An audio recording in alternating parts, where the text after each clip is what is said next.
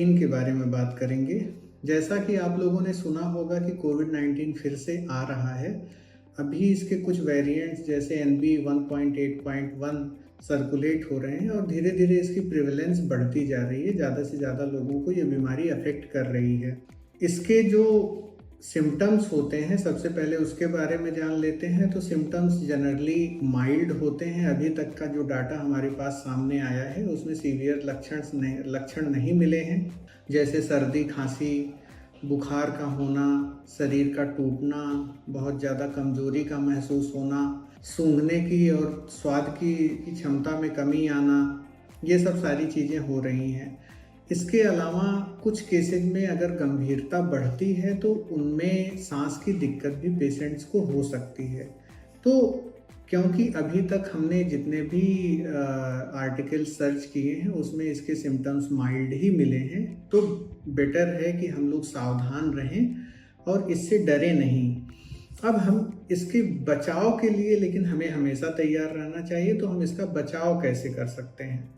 तो पहली बात तो पब्लिक हेल्थ मेजर्स की आती है कि जो कफ एटिकेट्स होते हैं, जैसे अगर हम खांस रहे हैं तो अपने कोहनी के अंदर खांसें, मास्क का प्रयोग करें और जो प्रेफरेबली अगर हम किसी गैदरिंग में जाते हैं तो N95 रेस्पिरेटर मास्क का इस्तेमाल करें और एटलीस्ट 3 प्लाई जो सर्जिकल मास्क है उसका तो इस्तेमाल करना ही चाहिए।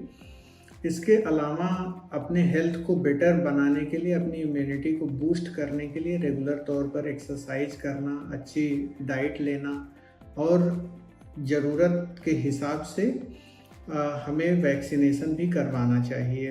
अब यह भी ज़रूरी है कि जो लोग पॉजिटिवली टेस्ट हो जाते हैं उनको आइसोलेट किया जाए। बेसिकली अगर आपको सिम्टम्स आ रहे हैं तो आप खुद से ही उसको आइडेंटिफाई करें, टेस्ट करवाएं और जो है अगर पॉजिटिव आते हैं तो खुद को आइसोलेट करें। अगर आप ऐसे लोग जिनको सिम्टम्स हैं वो पब्लिक गैदरिंग में जाते हैं तो उनको हमेशा मास्क का इस्तेमाल करना चाहिए, हैंड हाइजीन का पालन करना चाहिए।